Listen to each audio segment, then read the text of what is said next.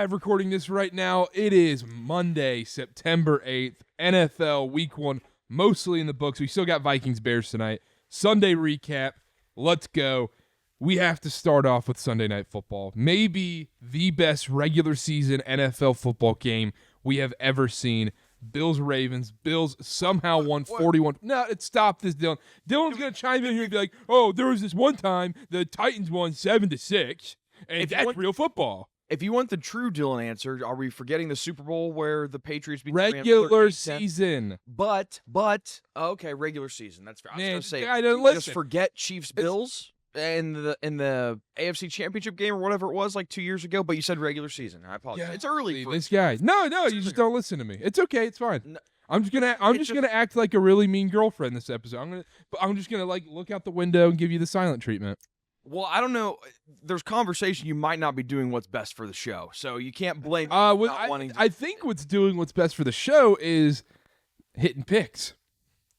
Is it?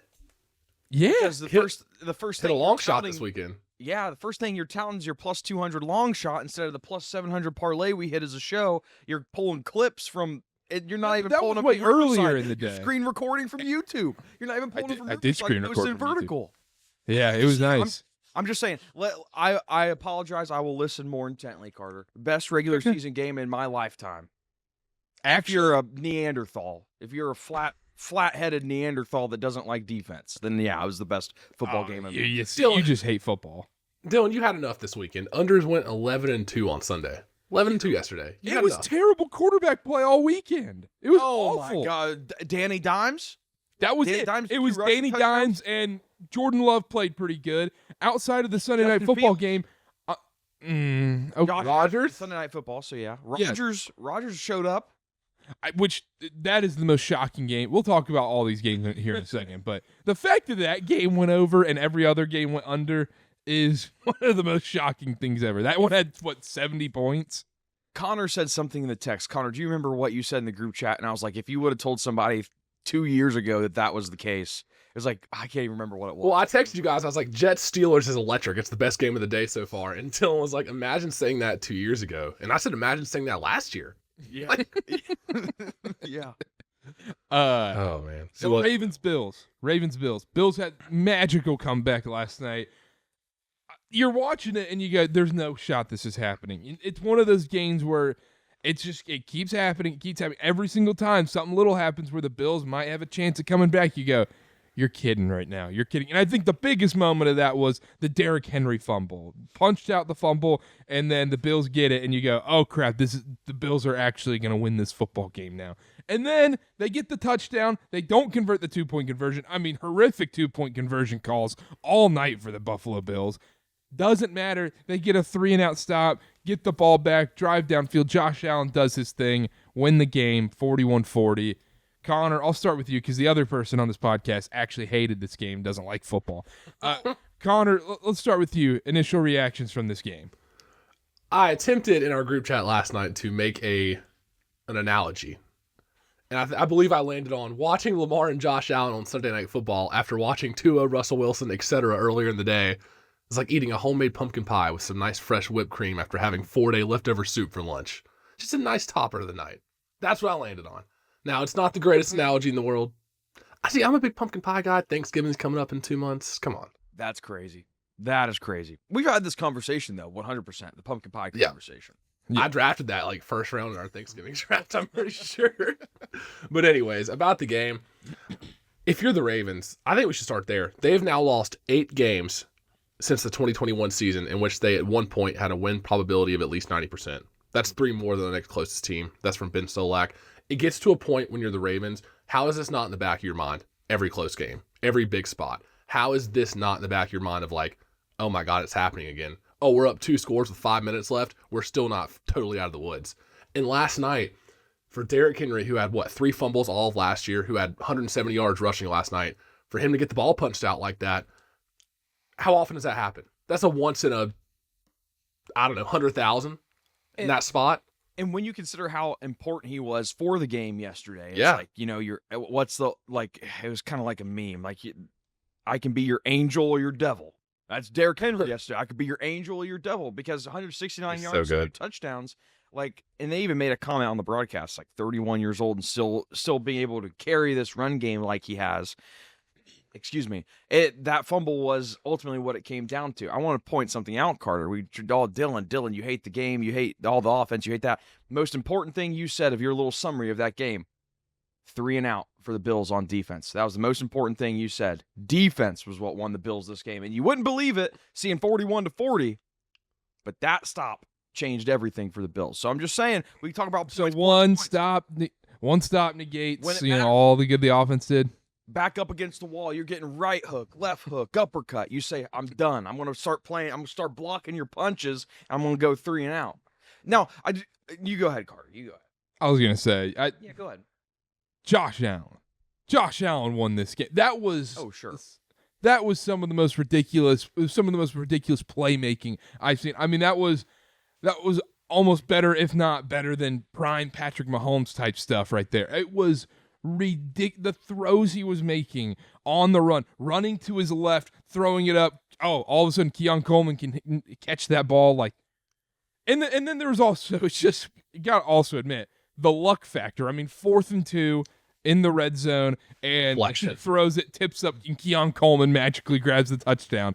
I mean, it was just like the football gods were just looking down on the Buffalo Bills for one time in their lives and said, "We gotcha." In week 1, it's like, can you look at us in the AFC playoffs? Actually, well, it's funny you said that about Josh Allen because on that last drive, like you said, poised, confident, collected. How many times has Josh Allen been on the opposing side of a scenario like this? How many times has Josh Allen been on the sideline as Mahomes or Burrow or whoever gets the ball back with a minute and a half and drives down the field and Josh Allen doesn't see the ball again? How many times has he been on the other side like that? He's comfortable there now. He's comfortable in that spot now. You saw it last night when he came in with a minute 20 left, down 2. I had all the faith in the world they were going to drive down and kick a field goal. All the faith in the world. And the other point I was going to make, after the Henry fumble, even after the Henry fumble and the Bills score, yes, they forced a 3 and out. It's 4th and 2 from their own 39. Hindsight's 2020. It's easy to say. Should the Ravens have just gone for it there and just said, "Hey, we're going to keep the ball out of Josh Allen's hands at all costs. If that gives him the ball on the 40-yard line on our side of the field, so be it. But we're going to lose this game if we get the ball back to Josh Allen." Because I've seen a lot of people talking about that, and that's kind of the Mahomes factor. That's kind of the Mahomes factor where it's, we're going to go for it, and if we don't get it, whatever, because he's going to drive down the field anyways. I might be in the wrong here. I still think punting was the right play. The fact that the Bills didn't have any timeouts there as well. Yeah. You go, okay, as long as we can just get really just a couple big stops. Because the thing is, I mean, imagine how much Harbaugh's getting clowned. I mean, he's already getting clowned today, probably on all national media shows. But imagine if they go for it and it's a bad play call and they have the ball on the 45. Then it's a guaranteed you're losing this game. I want to ask a question about something you said, Connor. You had brought up the stat about the Ravens whenever, I think it was 90 or 99% win percentage. 90. And they find ways to blow those games. What do you guys credit that to? I think, me personally, I don't want to say, it pains me to say anything bad about a Harbaugh, but it's a Harbaugh. Do you think it is? I think it's a Harbaugh thing. I mean, maybe it's a coordinator thing, but the fact that it's been different coordinators throughout, they get too cute sometimes. They go side to side sometimes when they shouldn't have. It's almost like the Steve Sarkisian thing with Texas. Like, why is Justice Hill in this ball game right now? Bring Derrick. I know Derrick Henry fumbled on that play. Derrick Henry isn't the sole reason why they lost that game yesterday. Stop bringing in Justice Hill and doing these weird wraparounds on big plays. Give the ball to Derrick Henry against this Bills D-line that you've had success against all game, or let Lamar keep it. Those are your two options right there, and they would get too cute with some of those play calls. It's funny. You say they've gone sideways east to west. It's also a lot of, hey, you're killing the Bills in play action with Lamar in the shotgun. Yes. Let's put him under center for the last drive. Let's do something we haven't done for the last 20 minutes of game time. That was something that frustrated me. They had something that was working. They had 40 effing points. Why are we going to get tight and switch it up on the last drive of the game? That's what also confused me, and that is a Hardball problem. I guess an OC problem. I think it's more a defense thing. Like, this is a Ravens team that historically has been great up front, good linebackers, but the coverage has always been the issue. We even talked about it last year. I remember when, I think it was towards the end of the year, the Steelers were playing the Ravens, and we talked about the Russell Wilson matchup, where it's like all he does is go deep, and that's really the one weakness of the Ravens defense. So it's an interesting point that you brought that up. It could be a lot of factors, but sure, and the grades aren't out yet for this week, but I would have to think the fact that coverage has been the weak point, that's probably pretty easy to expose in the fourth quarter. This might be getting too much into the weeds, but if you're a defense, if you're a coaching staff, the offense has the advantage in the NFL. You have to assume that they are going to drop down the field and score. Your play calling can't reflect you being tight and being scared like that. So yes, on paper, it's a defensive thing. Should have gotten a stop. You can't allow 16 points in the last 4 minutes.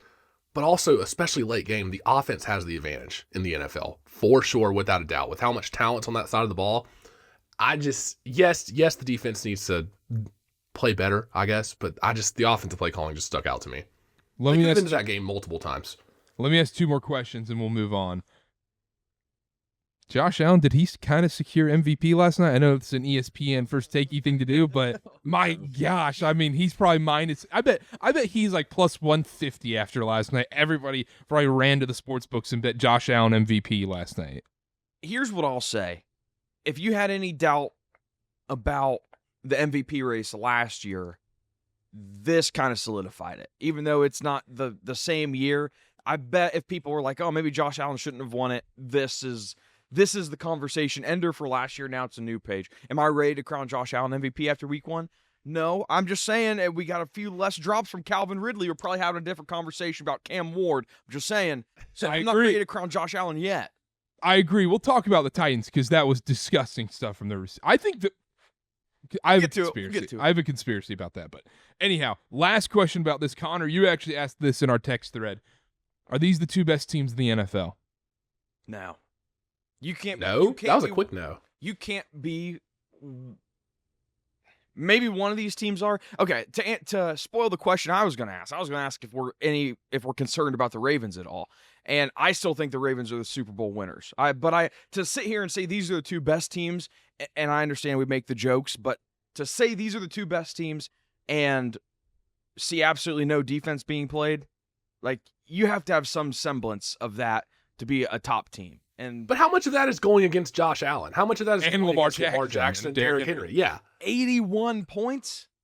81? Like if it was 30 to 25, that'd be different. But this is Swiss cheese type. And it'd be different if we didn't have the precedent set from the Ravens that the secondary it's been sus for at least a year, probably more. And now we see this, it's like, okay, maybe they didn't fix the problems like I thought they did in the offseason. So these are 2, here's what I'll say. My olive branch. These are 2 top 5 teams. It's funny that the top 4 quarterbacks all hail from the same conference. Maybe arguably top 5, all in the AFC. Yeah. No, I guess it'd be top Herbert? 4. No, Hurts and Jay and Daniels are NFC. That'd probably be number 5. Herbert played pretty well, but I will say I don't want to spend too long on this game. I do have one more question. The fire drill kick to leave the Ravens 0 seconds. No timeouts. They ran the kicking team on the field. Yes, they had some time. But if one thing goes wrong, if there's a false start, 10-second runoff, anything, game over. That scares me. Was that the right decision? I guess you don't want to leave Lamar even 30 seconds. Yeah, I think it was the right play. Also, and there's this weird thing too. Yeah, there's this weird thing where, when you're playing golf, you're going up for a putt and you just keep looking at it, trying to figure out your line, and you're just sitting there looking at it forever. And then it just makes you even more nervous because you've just been sitting there looking at the putt forever. At some point, it's just, all right, just shut up and go putt this thing. Yep. I kind of feel that way about the kick almost, where you're like, look, kicker just doesn't think. You're just going. Yep. Dylan, who was that kicker we were talking about? Was it last year who kept flipping his hair, like doing his hair like that? Oh, I forget who it was. Shoot, but he would just keep going like this. Karter, you're right, though. I think you just run Matt Prater out there. You don't even think about it. Just like, hey, win the game. The nervous kicker. Who was that? Someone listening to this will remind us. I'm looking. Somebody's going to know. But Dylan will find that was just a question I had, because you have one procedural error, 10-second runoff, something, game's over. And that Ravens extra point, they doinked off the side of the field goal post, looms kind of large this morning. Gonzalez for the Commanders in a January 25 playoff game. That's what it was. That is it. Just a couple last notes for me. Matt Prater looked 60 years old when they put the camera on him last night. I know he's 41. He looks like he's been through something. Yeah, that was bad. Bills need to work on their 2-point conversion plays because those were, like you said, Karter, pretty questionable. We're throwing a fade to Keon Coleman with the game on the line. And then lastly, if Keon Coleman can actually be this good for the rest of the year, and he's a legitimate number one wide receiver, and we see this type of production moving forward, that's a big, big, big step forward for the Bills because that's something they've been sorely missing. Yes, Shakir's great, but he's not that number one big body receiver that Josh Allen needs. That's it. That's interesting too. Keon Coleman 11 targets, Shakir 9, Josh Palmer 9 targets. Surprisingly enough, I was surprised to see a lot of talk in the fantasy world was James Cook was going to take a workload decrease. He led the running back room in carries, which I guess when you look at Ty Johnson and Ray Davis, who else are you going to expect to take those carries? But my question to end this, I already kind of asked it. What do we think? Do we feel any differently about the Ravens? It's just the same that I felt before, honestly. They had this game won. They had it signed, sealed, delivered, mail it in. We're week 1 and we're 1-0. And yet somehow in the most excruciating fashion, the Ravens found a way to lose. And I felt that way going into this game. And I still feel that way after. They're doing nothing to ease my concerns about them in a big moment. And that might be a tired, that might be a worn out narrative, but it's the truth. It happens again and again. Teams that scored 40 points, 235 rushing yards or more, 277-0 before last night. Now it's 277-1. They should have won that game. Now let's we need to we need to make up some of this. Well, I'm asking if Connor got. No, that's a real stat. That's a real stat? Where'd you see it? Gotta be. Well, you know how cherry-picked it is? You know how many times that's probably happened? 40 points or more and 230 rushing yards or more? That's a real stat. Okay. I've kind of gotten wise to these 278,000. I do my due stats. diligence. Okay. I do all my right. due diligence. This is not a Connor slander. This is just Some people have gotten ball sacked. Yeah, maybe stat ball sacked. I'm not worried about the Ravens at all, though, to be honest. Yeah, they choked. Not even in January? No, I feel the same about them. I'm kind of with Dylan where we talked. I'm not. It's week 1. It's against the Bills. I'm still not going to go against what we said in the previews. Look, if you're having a chance to knock on the door like this many times, like eventually it feels like it's going to work out for you. I still very much believe they're Super Bowl contenders. I still very much believe the Baltimore Ravens are a top 3-4 team in the NFL. Yeah. But they've got some demons to fight because that was a nasty choke last Karter. night. Lamar Embiid? Are the allegations still there? At least he plays. So You know what? That's true. Lamar Embiid is he Can't know blame what the Nick Nurse. yeah. Can I congratulate Karter real quick? I want to congratulate him. He had Dalton Kincaid for touchdown jackpot and scored the first touchdown. But not only that, he wanted to rob my DeAndre Hopkins pick to get the last touchdown as well. So all around selfless play from Karter last night. Absolutely. Agreed to talk about in the Bible. You had I think that's a big 7, Connor. I think that's one of the big 7. well, Thou shalt not gluttony's in covet. there somewhere too, so that's a problem. What'd you say? Gluttony. Yeah, that's a big one. There, yeah. That's a big one. The comments would agree too.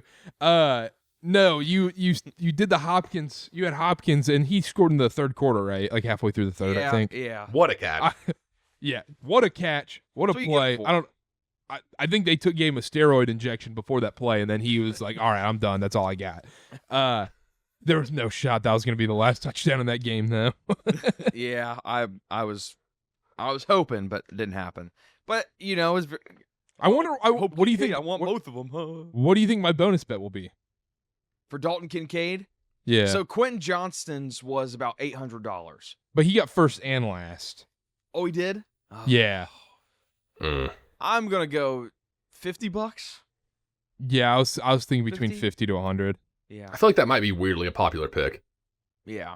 The tight ends. I don't know, but there's a lot of. I mean, I feel like there's a lot of more popular picks in this game. But anyhow, let's move on. We spent a lot of time on that game, so I knew we got would. It was a great game. Yeah. It deserved it. It deserved 20 minutes.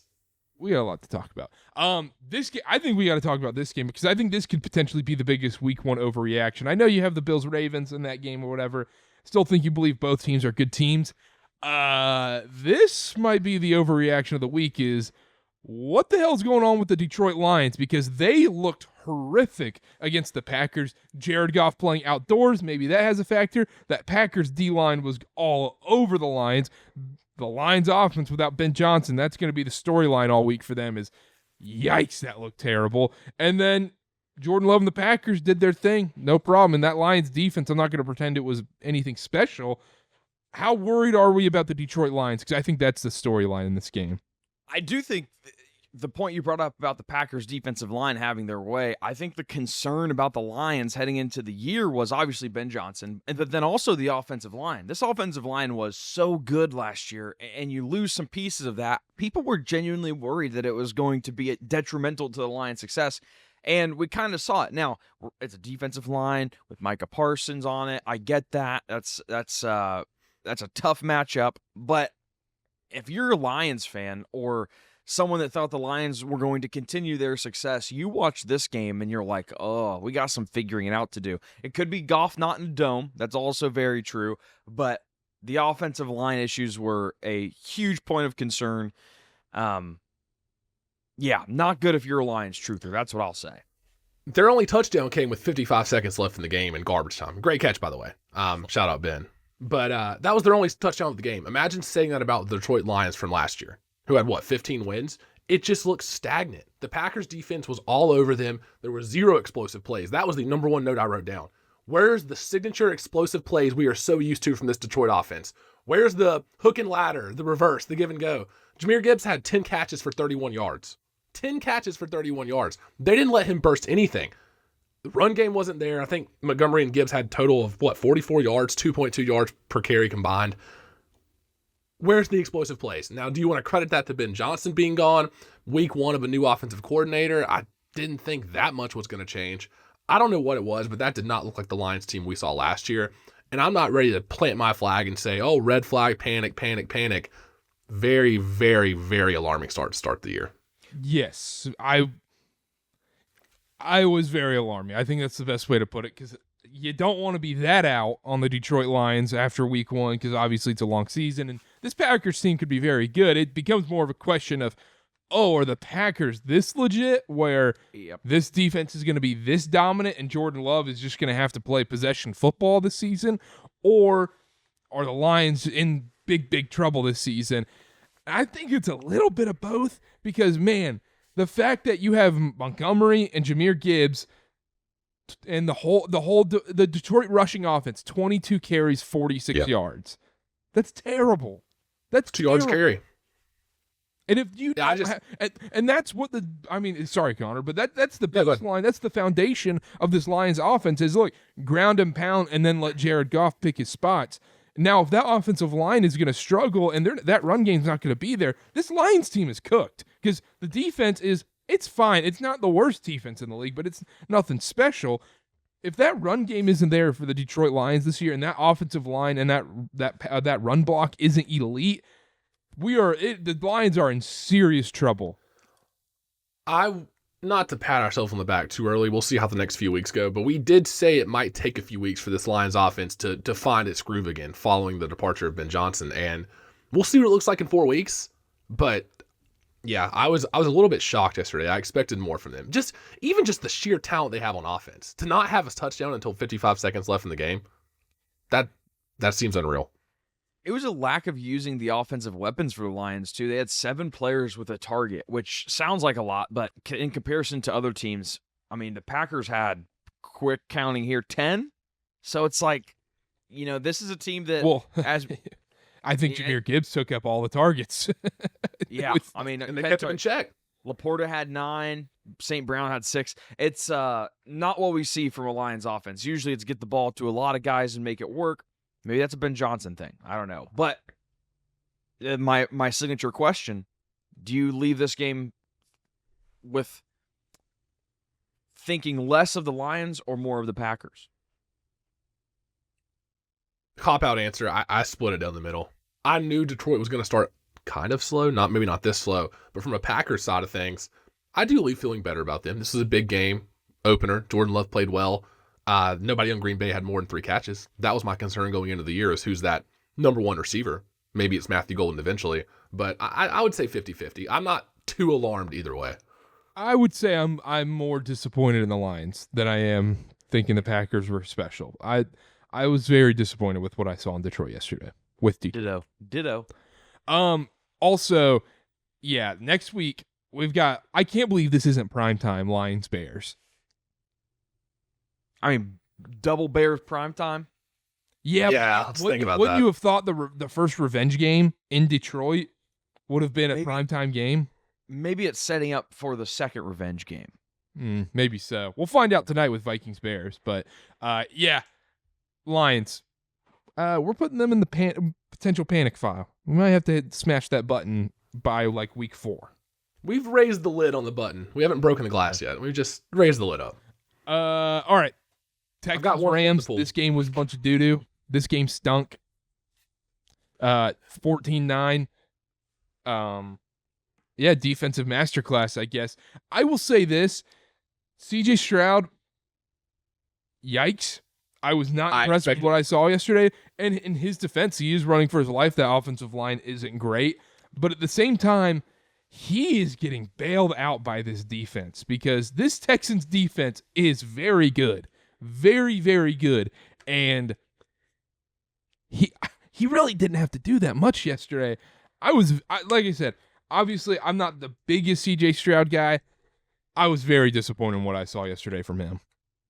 Of course, and I do want to say this. We had this conversation in the AFC previews. Your boy Jaden Higgins showing out. 2 receptions, 32 yards. That's a monster stat line, like Demario Douglas's 1 touchdown. Leading receiver. Huge. Leading receiver. I mean, if that's what you want to hang your hat on, sure, yeah. Leading receiver. 32 yards. What did Michigan man Nico Collins do in this game? You got 3 for 25. You got Ohio State man CJ Stroud thrown to him. So I don't know. I mean, you can only do as much as you're given.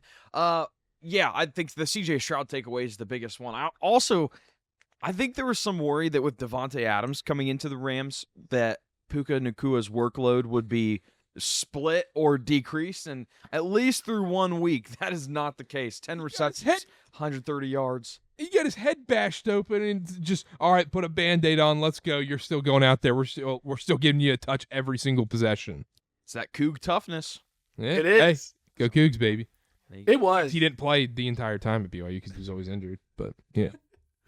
It was a gross game. I mean, especially at the end. The Cody Parkinson fumble in the red zone gave the Texans the ball, gave Stroud a chance to win it.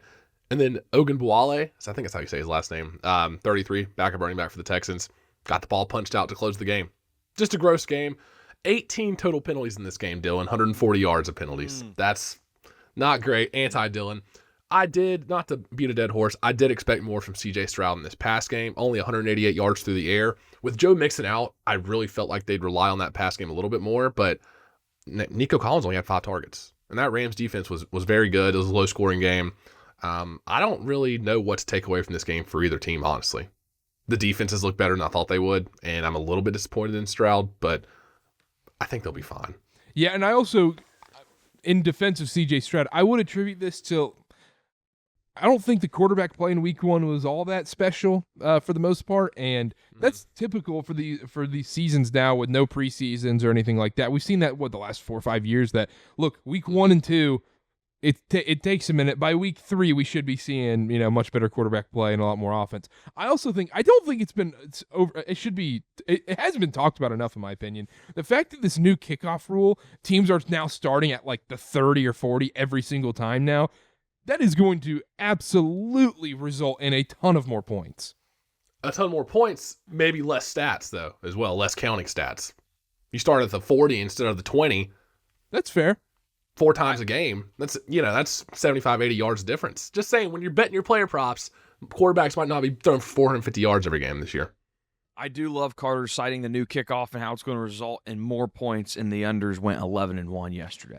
I understand that. That's what I'm saying. Just once these fellas warm up. Okay, gotcha. Books know. You're forgetting a game on Sunday night. 11-2. 11-2. You got me. Yeah, I got you. You got me. Suck it. Anything else from this game? I don't think there's too much to take away from Rams Texans. And I'm not gonna lie, I think Dylan forgot what game we were talking about. What? Nah, This is getting insane. We're gonna have. It's only week 1. one. Chase on here. Nah, we're good. 49ers Seahawks. 49ers 17. Seahawks 13. Once again, another game where I go, I wasn't impressed by anybody, and Christian McCaffrey, my gosh, was he getting just, hey, we don't Lit think up. he's going to play. He's kind of sketchy. No, don't worry, man. You're going to touch the ball 40 times in this game. I do love how it was a serious question if he was going to play this game, and then they just use him the most out of everybody. Was it 31 touches? I think 31 touches he had in his first game back, which I think that's crazy. It was insane. And look, I was impressed with the Seahawks defense. Brock Purdy, I thought, was terrible in this game. I thought he was terrible. Can I have the floor? Because all I'm seeing on Twitter is, look at this last touchdown pass from Brock Purdy. What a play, rolling out, and he won the game. I think it was a horrible decision. I think that last throw by Brock Purdy was a horrible decision. You're down by 3. It should have been a pick. You're down by 3, chip shot field goal to go to overtime. You're like, even though Jake Moody struggled, you are going to overtime no matter what. It's a chip shot field goal from like the 7-yard line. Yes, you want a touchdown. That was an awful throw that should have been picked off. They should have lost the game right there, and that should have ruined their chance to go to overtime. And you got lucky and got bailed out. Now, if you're down 4+ and you have to score a touchdown, great play. But situationally, I thought that was a horrible decision, and the other 2 picks that he had were awful. Yeah, I thought he was terrible yesterday. And if you're sitting there, if you're like, oh, Brock Purdy, you look at the stat line, it looks a lot better than it actually was.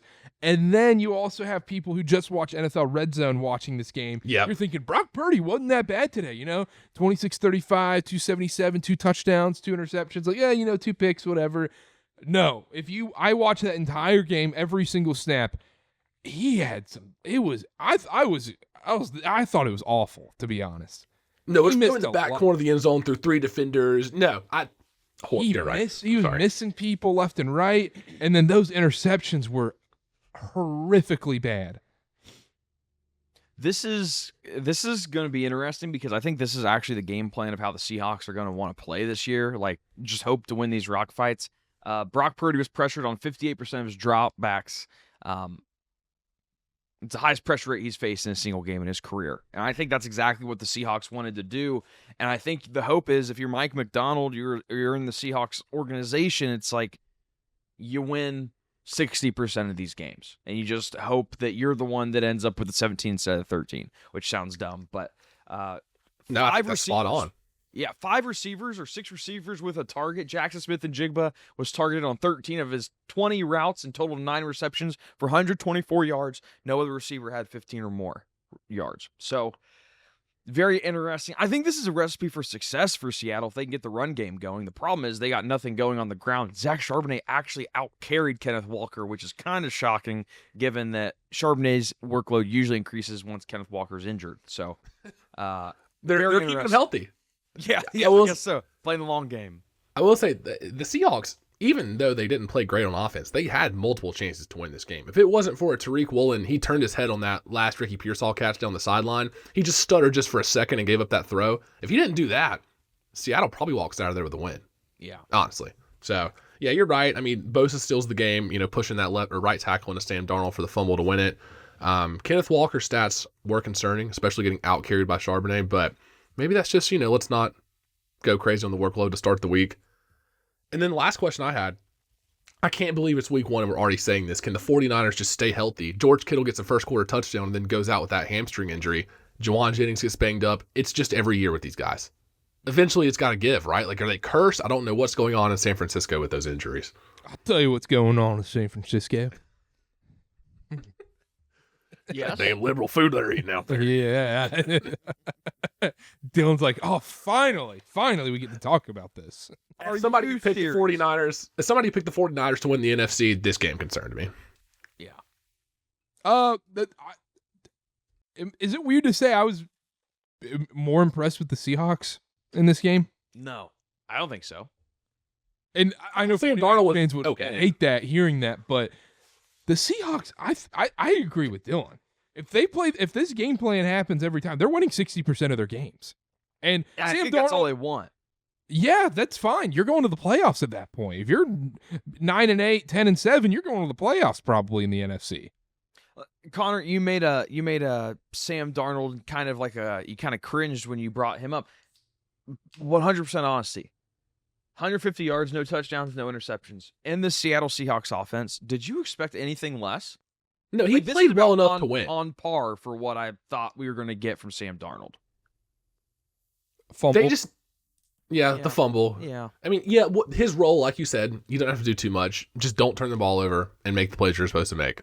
Yeah. And they need more from the run game. I think Sam Darnold will be fine in this offense. He's not going to wow you. He's not going to win a bunch of games, but that was the he'll be biggest there. issue for me was the run game. Like that is what the offense is going to hinge on. And if you're getting 67 rushing yards from your Karter, 6-7, 67 rushing yards from your running back room, that's a huge problem. So 100% agree. Let's move on. Broncos Titans. Broncos win 2012.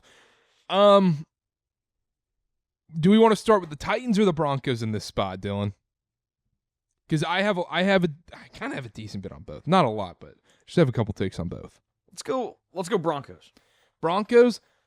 Bo Nix was bad in this game. He was terrible. And if you don't think so, you didn't watch this game. He was missing guys left and right. Guys were wide open. Oh, how many times did I hear the commentators in this game say, oh, Bo Nix, passes a little behind him, a little off target there. I thought he was terrible in this game. This was a prime example of a game why I am not a believer. I do not believe in Bo Nix as a top 10 quarterback in this league. And I was very concerned with the Broncos in this game because I thought that offense would be a little bit better in this game, and it just wasn't. Now, you can say the defense was great, but there's a whole other Titans part of this where the Titans just kept shooting themselves in the foot over and over again. But I was very disappointed in Bo Nix. I'm not a believer. I haven't been. I never will be. I'm concerned about the Broncos, even though they won this game.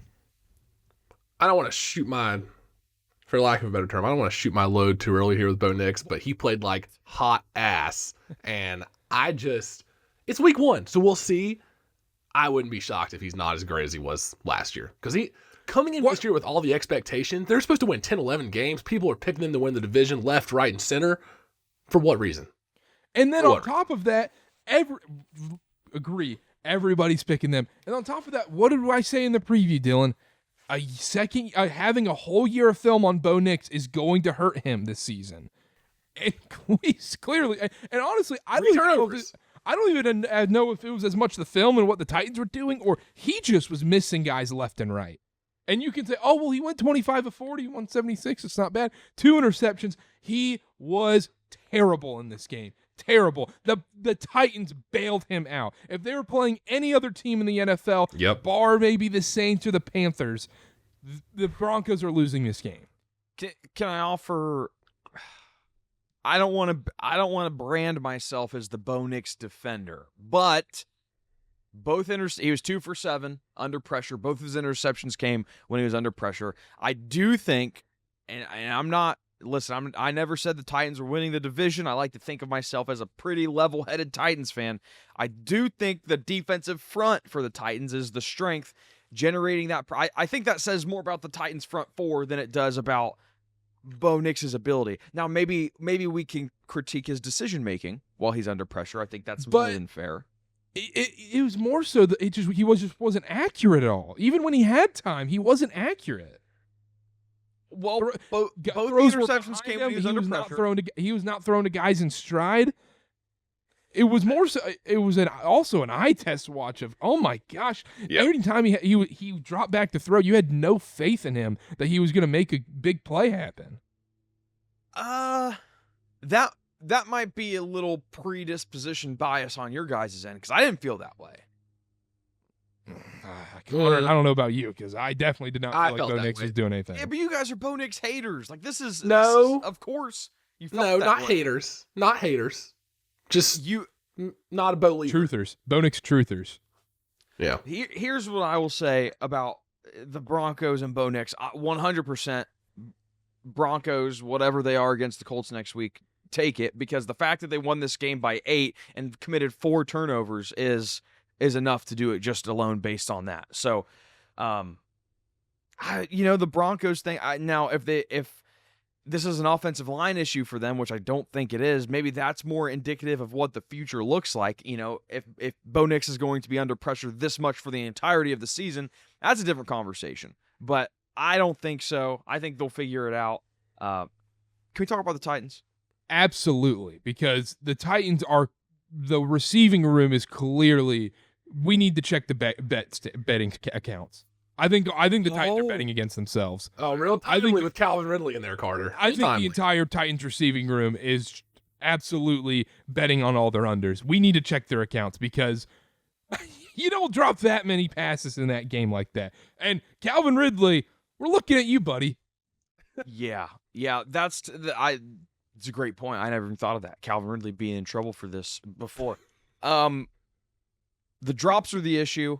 Cam Ward looked great. Great to stretch. No, I Cam thought he Ward looked great. great. I thought he was awesome. Yeah, he looked good. There was that one pass. He looked better than I thought. Calvin Ridley. I thought he did on the road in Denver. The position Cam Ward was put in this game, going against this Broncos defense with this Titans offensive line and his weapons right there, I thought Cam Ward was exceptional the way he played because. So it's not his. Sorry, go ahead. No, go ahead. It's not his fault. This is not me being sarcastic. This is me asking a genuine question. It wasn't his fault that the Titans had 5 possessions start on the opposing side of midfield and came away with 12 points. That wasn't his fault. I really don't think it was his fault because he had no time to do anything. I will say he played a lot better than I thought he would on the road in Denver against that defense. And he was making plays, and guys just flat out could not catch the ball. It was that receiving room might be the worst in NFL history. It was so bad. And the problem is it has names. The room has names. Like, I don't names. Names. I mean, Tyler Lockett, retirement home. Calvin Ridley, retirement home. I like Gunnar Helm from Texas. Awful day for you, Karter. A.O. Manor, 7 targets, 2 receptions. Ooh, that's your guy. Yeah, I was disappointed. Ooh. Disappointed. Moving forward. Cam Ward likes him. Yeah. And moving forward, my official stance on the Tennessee Titans, I project like 500, 9-8, 8-9 around there's a winning season. I still think we're in the cards for that. We'll see about that. The receiving room is a problem. You know what else is a problem? Late game penalties, pushing guys after the whistle's been blown. Oh, that you know. I bet Dylan I was choked out. screaming at I told Abby, I was like, Abby had to ask what was going on. I was so visibly worked up. It's like, dude, and that people yapping their gums, yapping their gums on the sideline, pushing people, and that was Jeffrey. Wasn't that Jeffrey Simmons too? That wasn't even on the sidelines. Yeah. That was on. Now I will say, let's be honest. He pushed his own player. He didn't push the Broncos player. And it was simultaneous with the whistle. Penalty. Yeah. So bull crap call, but it still upset me. You don't even put yourself in that position. Titans will be for my standard. Titans, I think, will be fine. I think I have a lot of faith in Cam Ward moving forward. I didn't think I'd feel that way after week 1. Casual fans who did not watch this game will be out on Cam Ward and will be like, oh, number 1 pick. He didn't do that well. If you watch this game, I think you have to be in on Cam Ward. You could be out on this Titans team, but you have to be in on Cam Ward. I thought he was great. My last comment, he will be a great placeholder for next year when Will Levis comes back for surgery. Yeah. In the CFL? No, for the Titans. Titans Tennessee. Are moving to the CFL? They might. Toronto Titans. Funny guy, right. Karter. That's cool. That's cool. Anyhow, all right, let's quickly run through some of these games because they don't matter as much. I mean, there's not much to dive into. Giants, Commanders, the sussy for Russie. Can we just say it's dead? Didn't lose the game for him.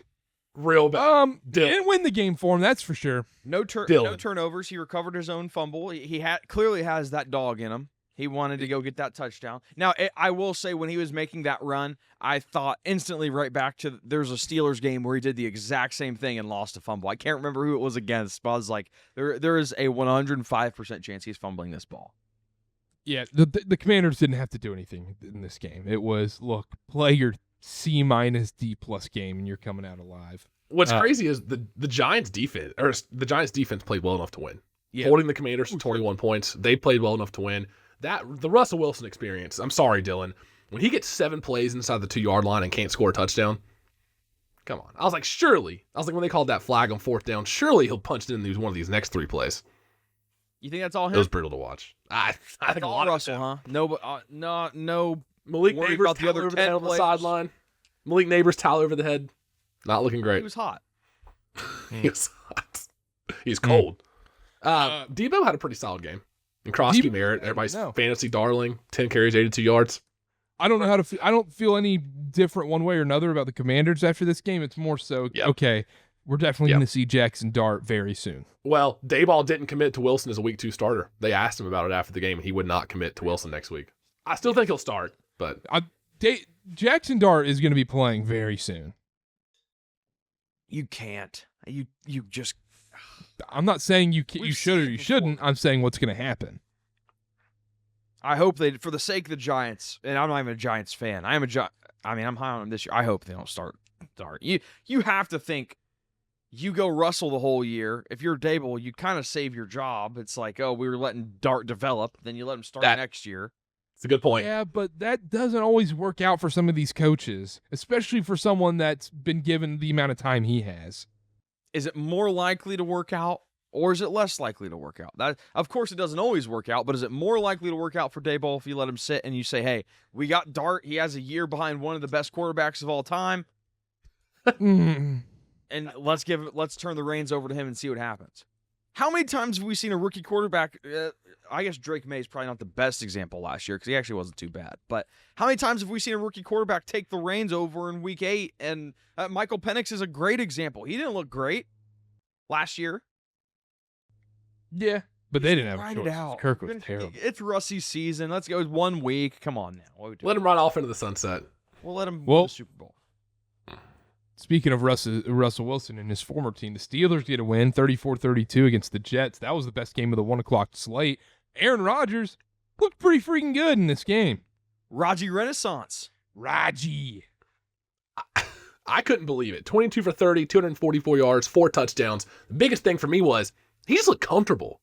He was making throws. He was in the pocket, moving around a little bit. And I don't know what it was last year in New York. Was it he wasn't fully healthy? Was it better O-line this year, play calling? I don't know what it was, but he looked so much better yesterday than the whole year last year in New York.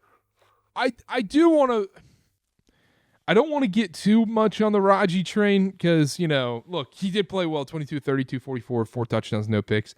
I also think we didn't account for how much FU was in this game for him and how badly he wanted to beat the Jets. Because big F factor. Yeah, I mean, you saw the comments after the game. He wanted to beat everybody in the organization and all that stuff. Look, I'm going to give it a couple more weeks, but I am intrigued about what I saw from Aaron Rodgers in that game. And I said it in the preview with Dylan. I said, look, last 5 years, Aaron Rodgers is the best quarterback Mike Tomlin's had. Not even close. Showed it. I do want to say the Steelers need to find some semblance of a run game if they want to seriously talk about competing this year.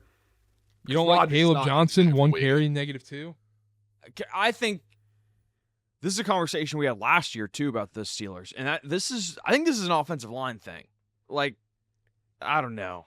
Caleb Johnson only getting 1 attempt he was kind of a fantasy darling, too, heading into the year. For him to only get 1, maybe they just trust Rodgers that much to throw the ball 30 times. And clearly it worked out, so I can't sit here and poo-poo on him. But you would have to think the same conversation we had last year, the Steelers have almost no run game right now, and you got to figure that out. Yep. If you give Rodgers time, he was making the throws yesterday, which was the biggest difference, I thought. And DK Metcalf looked great as well. I thought they had a great connection, which I didn't expect that coming into the year that much. There's no surprise Skarnek scored the first touchdown, right? We all knew that was happening with Aaron Rodgers at cornerback. No. He wasn't letting DK Metcalf or Calvin Austin score the first touchdown. No, and then you're sitting there, you're looking, and like you look over and see them scoring the touchdown, and you're like, oh, Freiermuth? Nice. And nope. Yeah. Ben's wrong guy. You see the locks coming out of the helmet, and you're like, wait a second. Who is that? Freiermuth. Is that Sonny from Remember the Titans? Or Sunshine, whatever. Moving on, Raiders. Wait. What? Whoa. Jussie played pretty well. Yeah, but got it done with his legs. 182 rush yards for the Jets. Breece Hall looked good. The Jets looked more competent than I thought they would with Justin Fields. He made better throws than I thought he would. I guess you weren't on the AFC preview because Dylan and I were both sneaky like, we kind of like the Jets, not to have a winning season, but to look confident like this. Like, yeah. This team is going to be moving in the pocket a little bit, Karter. I don't know. This team's going to be in a lot of games. They're not, I don't think this is a team that's ever going to get really blown out, but they're still not going to win a lot. What about Mike Tomlin calling the Pittsburgh Steelers kicker a serial killer? Thoughts on that? I didn't see that. Yeah, in the, How did you in the do it? post-game press conference, I might have got AI'd, but I'm fairly certain that he called who's the kicker? Boswell. Boswell Yeah. Yeah, he called him a serial killer. was like a positive thing. He bombed that 60-yarder. Yeah, in a positive way. Yeah. Yeah, okay. It's because he killed the Jets. Now, I do have another question real quick. If you're Aaron Rodgers and you beat your former team by 2 points on a game-winning field goal, are you able to Yes. say so much about you wanting to beat and destroy your old organization? Yes. That's a two-possession win Nope. minimum Nope. criteria. Nope. It's not. It's more about how you play individually at that point plus the win. Because if he went out there and the defense won the game and he went out there and under 50% completion percentage, threw a couple interceptions, and the defense still won them the game, and be like, yeah, we went out there and did that. It's like, well, you didn't do really anything. TJ Watt and them did it. No, Aaron Rodgers won that game, in my opinion. It's a different story when you're 11 for 18, 114 yards and a pick, and you win the game versus what he did. Okay. All right. Okay. Yeah. Raiders, Pats. Very excited to talk about this one. Pete Carroll's returned to the NFL. Geno, 362, 1 touchdown, 1 interception. They win on the road in Foxborough, 2013. The darling Patriots, favored in 11 games before the season starts. They're going to be amazing. Drake May is Josh Allen 2.0. Yikes in this game. Holy smokes. Connor, I'll let you start here. Yep. I wasn't big on the Patriots going into the season. Kind of reaffirmed everything I thought. I love Drake May, but him throwing the ball 46 times, probably not the recipe for success. No. To give Travion Henderson 5 carries, you have to have some semblance of a run game if you're the Patriots. Drake May is at his best when he doesn't have to do everything. It's not college anymore. He's not Josh That's Allen. not a Mike Vrabel stat line either. Mike Vrabel is not known for having his quarterbacks throw 46 passes a game, which was very interesting to me.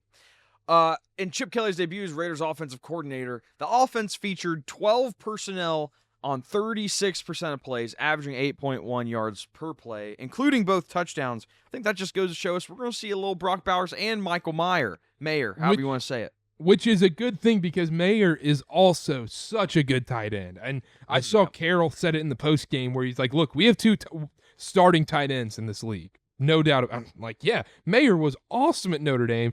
Couldn't believe he wasn't getting used more before with the previous regime. But anyhow, keep going. No, that's all I had. I think that's a symbol of what we're going to see from the Raiders. I think, honestly, I understand my predispositions about both of these teams probably affect my thoughts.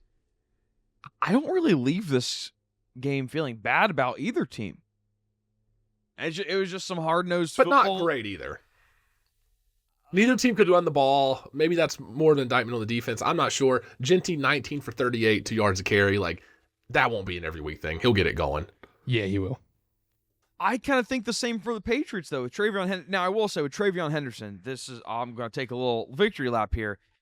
I said that he was going to be a very pivotal part of this offense, and he has been. He was used in the pass game. He was used in the run game, although not very effectively. 5 rush attempts, 27 yards. But more effective than a Ramondre. Yeah, and I think it's very clear. Time will tell that Henderson will emerge as the top running back in that running back room. But, yeah, I don't know. I'm not too worried about either of these teams. I would have loved to see the Patriots win, but, it'll figure itself out. Neither of these teams are winning their division, or it's nothing like that, but I'm not Someone here had the Pats to win the AFC East. I forgot about that. The Pats will win their division, but Wow. I forgot about that. Wow. Yeah, so the Pats are still in it, but the Raiders, you're not sitting here saying they're going to beat out the Chargers or whatever. Maybe the Broncos. Maybe the Chiefs. Maybe the Broncos. The Chiefs are the only team in that division 0-1. Yeah. Don't think that'll last. Okay. All right, but wait. Of course it won't, because then they'll be 1-1. They'll never be 0-1 again after this week. You mean they could be 0-2? What? You said it won't last. Of course it won't last. They're only going to have played one game. You're searching for an argument right now. I am with you, Karter. You are. You're just like, man. You're like a couple that's about to get divorced, and it's just everything's nagging each other. You just breathe, and they go, oh, shut up. Now Dylan's the pissed off girlfriend. Passive aggressive. We're not getting divorced, Dylan. You're interesting. stuck. We're stuck. We're stuck together. Hey, college football's almost here with like real games. This weekend stunk. Actually, some fun games this weekend, college football. We'll get to that. Quickly, Cardinals Saints. Nothing changed about what I thought about either of these teams. Now, Really? Rattler wasn't as much of a train wreck as we saw last year. He didn't turn the ball over, but yeah, Kyler Wilkerson sick apparently. Yeah, the Saints' defense wasn't as bad as I thought it would be. That's kind of all I took. 5 sacks. Staley's Yeah, one of 5 the great sacks. defensive minds. Sure. We'll Yeah, see. as long as you don't have to make any clock management or head coaching decisions. Spencer This Rattler, year. we already touched on it a little bit, didn't make any detrimental decisions that absolutely blew the game for the Saints. That's But he that's didn't a make small win. Yeah, but this is still the worst team in football, in my opinion. No. Baby steps. Baby steps, Carter. Dolphins, Colts. Maybe this is going to be a big-time overreaction game. Dylan, big on the Colts. Big on the Colts going into this season. You said Colts money line, Colts this, Colts that. Daniel Jones is going to be the next he's going to be the reincarnation of Sam Darnold of last year with the Vikings, and that take is looking beautiful after week 1. A lot of people doubted me too. Oh, Daniel Jones, this is the guy you're doing this for? Looked pretty good. Here's what I had. Daniel Jones led the Colts to a score on every single drive for the Indianapolis Colts. Every single one. Now, am I going to sit here and say, you know what? I am going to sit here and say I was thoroughly impressed with Daniel Jones, and I think it's going to continue. Next week will be a test against the Broncos, but 2 rushing touchdowns, 1 passing touchdown. I think he was the 4th best fantasy quarterback this week so far. Obviously, we have a game to go, but Now, I was also high on the Colts this year. As you guys know, I'm a big out on Anthony Richardson. I was, very vindicated when Daniel Jones was named the starter. I did think he'd have a good game this week. The Dolphins secondary is probably the worst unit in the NFL. The Dolphins secondary is so bad. That defense is awful. Tua looked horrible. Tua looked like he's never played football before. Tyreek Hill yelling on the sideline. What a fall from grace from Miami. Because it wasn't that long ago. They were the new up-and-coming, most exciting offense in football. McDaniel was the new whiz kid offensive coordinator. Whatever. They look horrible. It looks like they quit. Yeah, that was a pathetic showing by the Dolphins, and I think my prediction is going to come true. I think we're going to see a lot of Zach Wilson this year.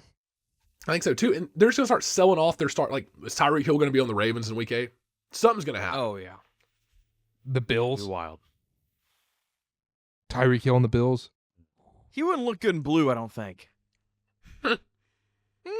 I could see purple, but not blue. Tyler Warren looked good. 7 for 76. Yeah, that was huge too. Another Yeah. rookie debut. Mhm. Yeah, he did look good. But, yeah, the Dolphins, Michael we willing to Pittman? say they're done? Oh. I'm pretty close. That defense is awful. Not setting aside the offensive struggles, the defense is terrible, especially the secondary. I think You're letting there's just too Daniel much Jones turmoil. score on 7 drives. Sorry, go ahead, Garner. No, I was just going to say, I just think there's too much going on, too much drama in the clubhouse. I mean, the locker room looked lost in week 1. Week 1, it looked lost. Tua, I mean, we know what Tua is. Everything has to be set up and scripted for him perfectly for Tua to succeed. And if it goes off script and things get messed up, Tua just isn't a good quarterback at that point. And I think that's going to happen a lot more than they would like. Yeah, I'm out on the Dolphins. I mean, I was before the season, but yikes. Even more out. Even more out. Peter Schrager, 2 feet out of the pool. nobody believes in this team, the Dolphins. But he's also never played football before, so that's just Yeah. that's just the never playing football coming out. The non-player in you. It's the funniest take because we get those comments sometimes where people be like, "Oh, you never played it down to football," blah blah blah. Especially for some reason, Dylan gets those all the time. But like, never played it down to football, or whatever. And you go, have you seen what the people who do play football say? Sometimes they're idiotic. It's not even that. It's the commenters that say that, and then they're like, "You've never played it down to football," and then their highest level they played at was like backup middle linebacker on JV. At like a 2A school in the middle of fuck Indiana. Like that's the biggest place they played. Like, come on.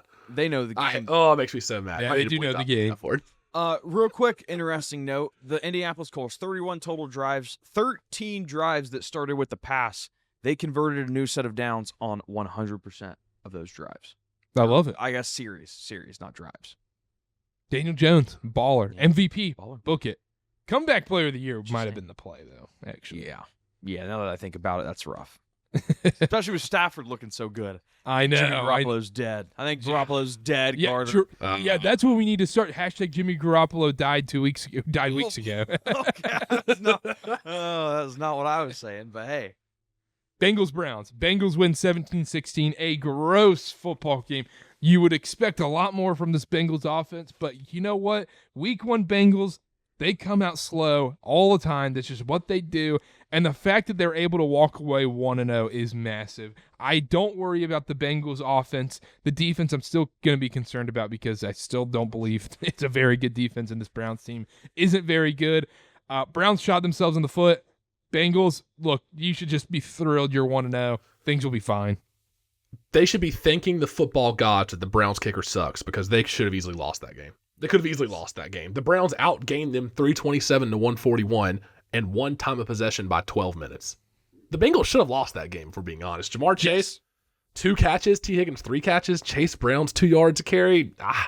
Yes, the offense will be fine, but just I don't know what it is with the Bengals in week 1. They looked horrible yesterday. Yep. Is this the Bengals offense needs to figure it out? It'll be okay, or is this maybe the Browns defense is kind of like it's been the last couple years, where it's the strongest unit on the team, and It's definitely the strongest unit on the tricky. team. I also think the Browns officially declared they are not the worst team in the NFL, like everyone thought. They're going to be a tricky. I mean, Browns plus 5.5 obviously in hindsight, but that might have been the easiest play of all time. Yes. Yes. Jerome We said Ford that is in the preview, though. We said the week 1 preview. We said did. one of the this is going to be a stupid game where the Bengals come out slow and all this, and then you see the stats. Everybody and their mothers taking Bengals in their survivor pools, and Yep. I guess that hit, but the spread obviously didn't. But no, I'm not worried about the Bengals, and honestly, Browns get a new kicker. They better hope Judkins is good because Jerome Ford is awful. Dylan Sampson played well though in the pass game. Jerome Ford, yeah, he's yikes, that was bad. He will probably be third string in about 2 weeks. Bucks Falcons, Bucks win 23-20. More kicking issues. My gosh, can't hit extra points. Younghoe Koo can't hit game tying field goals. Michael Penix, I didn't think was bad in this game by any means. Bijan Robinson, great in the receiving game. Egbuka, Ohio State receiver, man. It's wide receiver you. If only someone saw this coming. You did. You're big on Egbuka. I tell you what, I hate on Ohio State, but I will have their back in the OSU versus LSU wide receiver university conversation. It's very clearly Ohio State. And Egbuka just goes and shows, well, it is, and it's very clear Egbuka goes and shows us why. These Ohio State receivers have great success in the NFL, being the finesse team they are in college. They're very great. But yeah, I said that too, Karter. Bijan Robinson being used heavily in the pass game, 100 receiving yards and a receiving touchdown on top of 24 yards rushing. Not as much success there. My one big takeaway, we have 100% seen this song and dance before where Younghoe Koo costs the Falcons a football game. That's his name, Younghoe Koo. Younghoe Koo. It's Younghoe Koo. But yeah, Younghoe. We'll go with that. No, Younghoe Koo. Yeah, when was it? 3-4 years ago where he was considered the best kicker in the league? Oh, In yeah. the last couple of years, some of these end of game kicks, you're right. Like this is from 44 yards. In today's world, with today's NFL kickers, that should be a gimme to send the game to overtime. Yeah, no, and indoors too, at home. You got to hit that kick. No question about it. Baker, calm, cool, and collected on that last drive, especially that game-winning touchdown throw to Ibuka.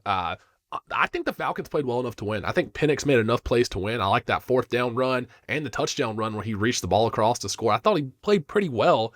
Neither team could run the ball. Bucky Irving, Bijan couldn't get the ball going on the ground, but yeah, I think the Falcons played well enough to win. That's what I leave this game saying. All right, and then Friday night, Chiefs Chargers. We don't have to spend long on that. Just one takeaway, quick, Dylan. Shoot. Chiefs might be done. No, stop. Chiefs might be washed. Stop. We do this song and dance every year. Herbert played well. Herbert played great. I just Jim Harbaugh. point this out there.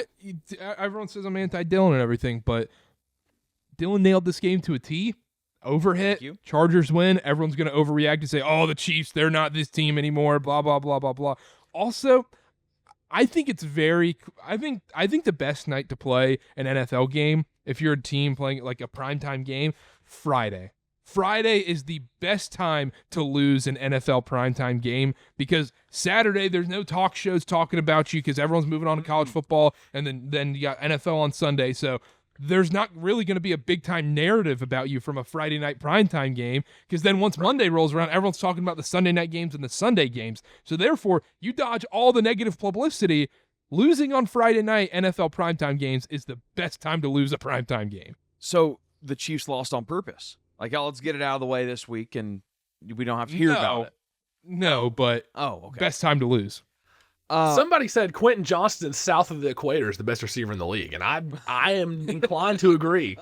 Somebody said somebody posted the picture from Moneyball, and it was like Jonah Hill, and it was like, all right, this guy's 6'5", he's huge, got great hands. The only catch is he can only catch the ball south of the southern hemisphere. That's so good. Real quick, the Harrison Butker rushed kick. That was awesome. That was this game, right? Was it Yeah, Butker? yeah, halftime. Just rushing out and coming out and kicking. I mean, that was awesome. Kind of goes back to what we said about the Bills, where it's like if you just don't think about it. Not surprising Harrison Butker was wide right. Ooh. Cowboys, Eagles. Eagles win. Lightning delay ruined this game. I was impressed with the Cowboys. Yeah. Yeah. They had every chance to win. I came on and picked them on this show. They did cover. I did love them to cover. I thought they were going to win, and they had every chance to win. I will say this. Dak Prescott was putting the balls on the money those last couple drives, and CeeDee Lamb was just letting them go through his hands. To be a top 5 receiver, top 3 receiver, you got to pull in some of those. I thought Dak put them right where they needed to be. Yeah. 100% agree. Javonte Williams also, 2 touchdowns. Shout out. Dak Prescott spitting on the Karter harder than Lil Wayne. Clip that. Think about That was tough. Mm-hmm. Did we miss any games? I don't think we missed any, did we? I think that's all the games we need to go through. I think that's it. Panthers 10, Jaguars 26. Bryce Young 2 interceptions. Can't see over his line. Short let's rip off the Pee-wee guy. Let's rip off the Band-Aid. I love it. At least it didn't lose any of the parlay legs for us. Well, you said take the Karter pick, so that's your fault. You picked the Karter pick. Now going forward, when I say, do you want the boring pick, the fun pick, or the Karter pick? You know what that pick's I want it known I was rooting for you guys. I was rooting for you guys so hard in the parlay, and it just did not came to fruition. But hey, long season. The division is still in play. It is. You want to start? You want me to start? You want to start? You want me to start, Connor? You can start. I'll start. The Panthers look awful. Everything you said in the preview, the opposite happened. That's what happened in this game. Every single thing you said in the Panthers preview, the opposite happened. Go ahead, Karter. Not true. Tedero McMillan looked good. I'll go first. Watched every snap of this game. And Xavier Legette might be the biggest bust in Panthers NFL draft history. Xavier Legette is a terrible wide receiver. Xavier Legette, I'm done. I'm not doing the song and dance anymore. Dude, he eats squirrel. It's cool. He talks in a southern accent. He's fine, dude.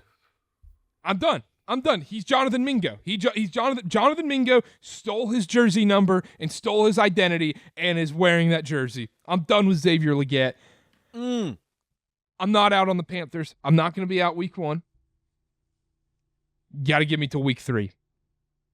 If you give me to week 3, then we can have this discussion. I'm not going to be out yet. Bryce, couple boneheaded decisions. Not going to. Yep.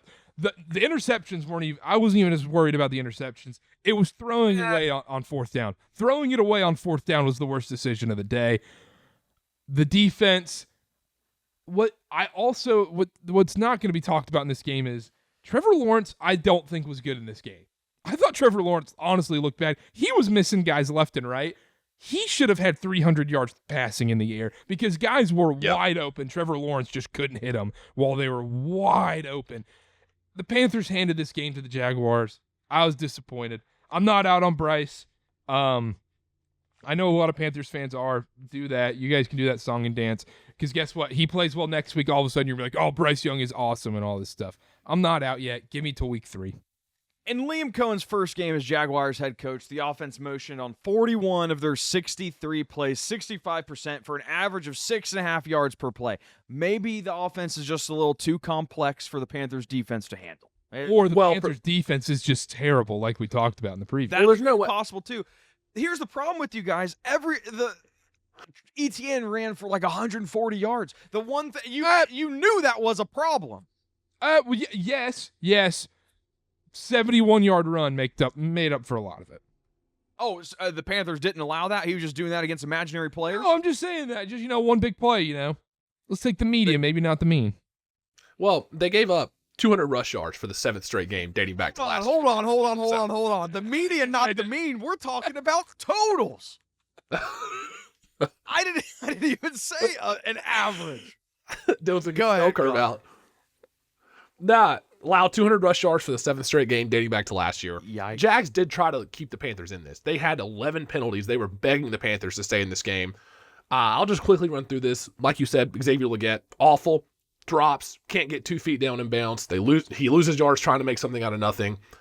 I cannot believe you could have had Ladd McConkey without trading up, and you take Legette. In hindsight, sure, 2020, but yeah, Keon Coleman, either one. It was taking the very next pick. So that's frustrating. Austin Corbett had a horrible day snapping the ball. Every snap was high. I don't want any height jokes, Dylan. We can go ahead and just stop there. Every snap was high. Wasn't even expecting a couple of those. Thought that was horrible. And then Bryce Young, yeah, he had some mistakes. It wasn't terrible. He wasn't a train wreck. I thought he made some good throws, some pretty good decisions, but it's disheartening, Karter. Yesterday was disheartening. And the delay also just, when they came back out after the delay, I was like, that's it. There's no way this team gets back in this. The delay sucked, but then Xavier Legette, if he gets that second foot in, all of a sudden we're talking about a different ball game. Yeah. Blake, I was just Dave Canales coached a horrible game too. The play calling was absolutely terrible in big moments. Is it time to burn up those Coach of the Year tickets? Burn it.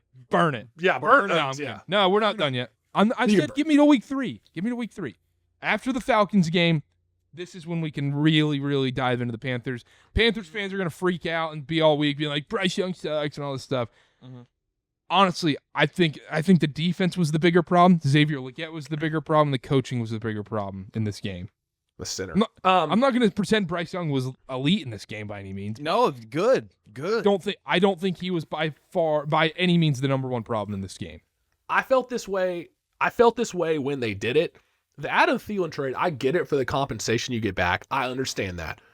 To take away Bryce Young's only reliable target, the only guy he had real chemistry with last year, especially near the end of the year when he came back and played actually pretty well, to take that away from him a week and a half before the season and to put him on the field with Tet McMillan, who's awesome, but who's never played a snap with, Hunter Renfrow, who's never played a snap with, Legette, who can't figure out how to put 2 feet in bounce, to take away his one reliable safety blanket, I get it for the compensation, but mentally, what does that do for Bryce Young? I think that was a horrible decision, and I'm not going to attribute his poor play to that, but that can't help. A week and a half before the season, and then Coker's out. Yeah, the Cokeheads. We got screwed. All of a sudden, he's on the injured reserve. When you make this trade, and then he's on the injured reserve, Cokeheads, brutal day for us. Brutal last couple weeks for us Cokeheads. I think Travis Hunter's great and all. It's fun playing both ways. Can we stop cutting the camera to him after every single snap? Oh my God! It's like Travis Hunter did this. It's like, what are we talking about here? Like, ETN was the player in this game.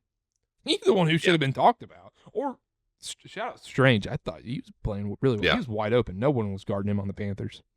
Let's play a fun game here. Let's read off every single drive of the Panthers and what it resulted in. All right, you ready? Field goal. We got to It is a chronological order. Field goal. That's a bright spot. Turnover. Anybody want to guess what the fourth drive ended in? Turnover. Damn. Turnover? Yeah. Punt. Turnover. Hey, touchdown. Turnover. Some of these are turnover on downs, so let's come on. What was the first word of that little phrase you just said? I do think Canales made the wrong call every time. We gave up 6-9 points not kicking a field goal. And just predictable play calling. It's just, oh my gosh. Yeah. Now, can we finally put to rest the Will Levis Bryce Young conversation, because Will Levis's stat line was not this bad. Yeah, it was 0 for 0, sitting on the couch eating a bowl of Campbell's Chunky. That sounds a lot better than going out and throwing 154 and 2 interceptions. Or he's actually playing and starting in the NFL Will Levis will probably never start in the NFL, and All right. Jim That Harbaugh one- started in the NFL. What are we doing here? Come on. no, I'm not out on Bryce Young. I'm not worried. I know a lot of Panthers fans are, but give me till after week 3, and then we'll have this discussion. If the Panthers are 0-3 and it looks the exact same, then let's talk. Hold on hope, Carter. I'm not worried. All right, God. quickly, I'm disheartened. quickly, anything from college you want to touch on? Oh, crap. Michigan. Short Michigan minute. Not completely surprised at how it went. Run, pass is not going to work. Still have faith in Bryce Underwood. It's probably a year away. 8-4 and a win the Saturday after Thanksgiving is probably the hopes here. 9-24 for Underwood. Easy schedule. Well, let's take into consideration the environment. The defense for Oklahoma is normally the strength, at least the defensive line. Our offensive line is atrocious. There was no push on run plays. The one saving grace, I'm not saying this is going to happen. Schedule the rest away is very easy, very possible to. There's a real world, I'm not saying it's going to happen, where this is our only loss, or we have 2 losses at max. That's a real possibility. That's a possibility. Well, Who's going to trip us up? no. Yeah, no. I'm Columbus? with Dylan. You from Columbus? I mean, if it was they haven't beat us since COVID. Michigan season, I think, really comes down to obviously against Ohio State, and then Nebraska maybe. at Nebraska. At Nebraska is going to be a telling game for this team. Yeah, I'm Washington. I heard people are saying Washington, but that's my official Michigan minute. Not super surprised with what happened last. Disheartening, but not surprised. Parlay hit week 1. That's huge. Oh wow, Team first. I cannot believe that got brought up first, Dylan. that's shocking because he was out here posting on Hey. Truth Social and Blue Sky and Threads about. So I signed up. 200. Remember I did the bit where I signed the KarterKast account up for Truth Social. I keep getting these stupid emails. Yeah, you don't have to act like they're stupid, Carter. Yeah, we know. He puts it right in the favorites folder. Yep. Right in the favorites folder. Trump CEO signs new exclusive media deal with Charlie Kirk. We need your support. Yeah, no, parlay hit huge. I need credit Big though. The official flip, calling the audible. Oma, calling the flip was so big. That was huge. You're gonna have to remind me. What was the flip? It was Duke spread. I flipped it because I didn't want 2 in the same game to over in NC State, Virginia. Can we use that as a segue? How are we feeling about Duke? I didn't get to watch the game. There were people in this group chat that were, Dylan, come out. And when I was at a very, very, very important thing Saturday, and all I get was texts about Kansas, Missouri. Dylan, come out. Missouri ended up winning. I was at a funeral for everybody listening. I was at a funeral and I was getting texts about Dylan, come out. Can I be honest though? If I'm grieving and I'm going through something, I hope I see those texts that actually like kind of lighten my day. Can I say something? You're exactly right. That's For me personally, everybody grieves different. For me personally, you were exactly right. yes, but I had want to bring it someone up and texting use it me as a making bit. fun of my college football team. That's honestly what I want. Missouri Tigers. Hmm. That is a rivalry, apparently. Yes, it is. And we kind of beat It them is. out. But Carter, Duke, what's the thoughts there? Because I didn't get to watch the game. I heard Connor, you said they were like handing it to Illinois, I think. Just shooting themselves in the foot. Yeah. I had to watch the condensed game because I was at NC State, Virginia this weekend. You can see I got burnt like crazy. Toasted. Wild move. I know. Talk about an audible. Wild Right move call. to go Right watch. call. That was a very fun game. For you guys. That was not the for right me, call. But But anyhow, yeah, Duke, they just shot themselves in the foot. The condensed game missed some stuff that I had to look at afterwards. But yeah, shot themselves in the foot. It's as just simple a as it gets. Muff punt giving Illinois the ball in red zone territory. Turnover, drop ball. Like Convert just the red zone. Stupid stuff. Yeah, 100%. is it a cause for concern for Duke? Is it Illinois is pretty good, or is it somewhere in between? I thought this was more of a Duke concern. You guys picked them to make the playoffs, and I've never been that high on them. What I saw in this game wasn't Illinois being the better team and beating them. It was Duke shooting themselves in the foot and not being a serious program, honestly. Some of those mistakes, even from a Carolina fan, were just mind-numbingly bad. Just awful. And they're 2.5 dogs to Tulane this week. Yeah, don't agree with that. Jake Retzlaff, Tulane versus Darian Mensa revenge game. I mean, whatever. I like Duke in this spot because I think that's an exaggerated line. And also, Tulane's not that good of a football team. South Alabama could have won that game very easily. So Yeah. Ohio State. I was looking at the schedule. It was black and white. I print out. Ohio State beat Georgia 70-0. Grambling. Ah, gotcha. So Grambling HBCU 70-0. That's a hate crime, right? Gotta be. Yeah, we gotta lock somebody up for that. That's not even right. I'm just scrolling through the games here. Clemson was at it with Troy until the end, right? That's Yes. ridiculous. Yeah. Clemson Yeah, looked. Clemson. We should have started with Clemson. Are we good to say we're done? Clemson's not winning the national championship. I said that. I never When said the national ACC, and I'm championship. out on them as national contender. I said that. I said Clemson was going to the title game. I'm willing to. You gonna just walk say- that back? They Yeah, still I'm win the done. ACC. Troy Trojans. It's not. I'm not willing to say they won't win the ACC. It's a little bit more clear of a picture there. I'm just scrolling through games here. Carter, do you have anything you want to say about Arizona State? They're frauds. Sam Leavitt without Cam Scatteraboo is a problem. Cam Scatteraboo the load he had to handle last season. My gosh. Sam Leavitt on the road in an SEC environment got exposed in this game. Look, beginning of the second half wasn't pretty. Mississippi State got too conservative, and then it just got a little sketchy right there. Doesn't matter. Game-winning touchdown. Shout out Mississippi State. I told you guys over on Mississippi State wins in the preview. They took down Arizona State. Kenny Dillingham, one of the most annoying coaches in college football. He's trying to do his best Dan Hurley impression right now, and I'm kind of sick of it. Called the Mississippi State game money line. Wait. I said Arizona State were frauds. They are frauds. They are not winning the Big 12. I know this wasn't a Big 12 game. They're not winning the Big 12. Sam Leavitt is not a first-round quarterback in the NFL. Let's stop that narrative. You guys will find out soon enough if you still believe it. That will all get cut in the final cut. But we can't. You're saying a lot of mean things about Big 12 coaches here. I don't know how that's going to fly. I'm fine talking bad about other Big 12 coaches. I don't worry about my coach. We're 2-0. Hey, we're 2-0. What's Michigan? 1-1. Oh, Stanford 2-0. right? Andrew Luck. That's nice. Oh. Hey, Dylan, you talk about defense. You like good defense. BYU giving up 3 points in 2 games. Outscored opponents, 96-3? I mean, come on. Who'd you play? Oh, all of a sudden that matters. Well, PFF actually puts that into their grading system. Did you mention They PFF strength grades? of No, you schedule mentioned, is we've considered allowed a 3 points. That's what you've mentioned. You never even mentioned a PFF grade. We're PFF-less in this episode. Surely I'm not seeing this right. Sam Leavitt, 10 for 22, 82 yards. Surely that's a typo. Surely that's No, at least he 182. stinks. He's not a good quarterback. Cam Scatteraboo was that team last year. They had 250 rushing yards. It was just crazy. And you know what the part is about this Arizona State team that doesn't get talked about enough? That defense stinks. They're not it's not a good defense. That's the bigger problem. And I want this on record right now again. Texas State might upset Arizona State. I'm not willing to go there. I need to do more research.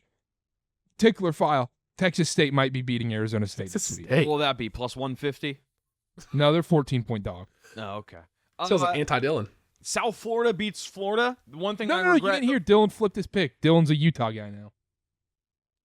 I did hear that, I did. but I'm not willing to accept that midterm move. Into I don't know if I'm willing to accept that. South Florida. I wish we would have a big group of 5 preview because I love this. I loved this South Florida team heading into the year. I thought their defense was going to be well improved. Beat Florida, have Miami next week. Indictment on Florida or praise for South Florida? I think It's an indictment to everybody who says, "Oh, Florida's going to be better than they were last year. They had the same schedule. No way they have a worse record." You lose to South Florida. That's already one loss. How many? 6-6. 6-6 for Florida. Maybe 7-5. Dylan, to answer your question, I think it's a both thing. I think South Florida, that defense is legit. Legit. night And and day from this USF we used to know. let's say South Florida goes and beats Miami this week. They can lose a game in the American, and they're still getting that G5 spot. Oh yeah. What a first 3 weeks for USF. Boise State, Florida, Miami. Well, Boise State stinks. Well, on paper, though, made the playoff last Yep. year. That's fair. That's Top fair. 25 team to start the year. Cade McNamara is a So it's Florida. quarterback for East Tennessee State. That was a pleasant surprise Saturday. Dylan, Whoa, I told you, We're their not. starter's Jacoby Criswell for Carolina. They used to play Real- Carolina, and their backup's Crazy. Cade McNamara, and his younger brother's there.